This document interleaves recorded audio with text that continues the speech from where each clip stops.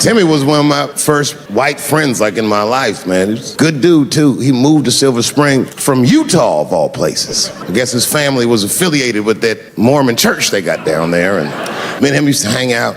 And one day I was at his house, we were just hanging out, and Timmy says, Dave, why don't you stay for dinner tonight?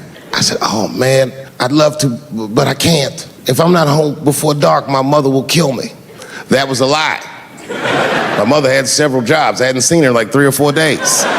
And the only reason I lied to Timmy was because at that point in my life, it was my experience that white dinner wasn't delicious. I'd rather go home and fry some bologna or some shit like that. But then old Timmy threw me a curveball I wasn't expecting. He said, oh, it's too bad you can't stay, Dave, because Mom made stovetop stuffing.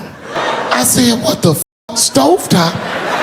Well, hold on, let me make some phone calls real quick. I had seen that commercial so many times, I had dreamt of getting my hands on some of that stovetop stuffing. And finally, I met a motherfucker that actually had a box of stovetop in the house. I couldn't miss this opportunity, so I pretended to call my mother. And then I came back and I said, Timmy, you're not gonna believe this, great news.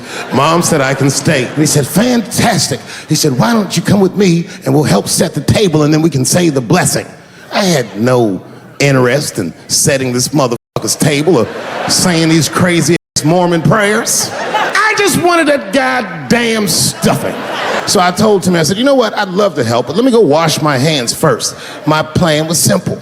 Wash my hands slowly, and by the time I'm done, the table will be set, the blessing will be said, and all that there will be left to do is eat.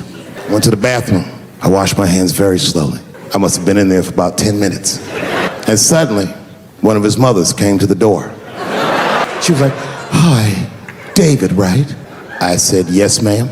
She said, Timmy tells me that you're planning on staying for dinner. I said, I hope that's not a problem, ma'am. She says, no, it's no problem. In fact, we'd love to have you. It's just that we weren't expecting company. And I'm afraid there's not enough stovetop stuffing for everybody. So I kicked her in the pussy.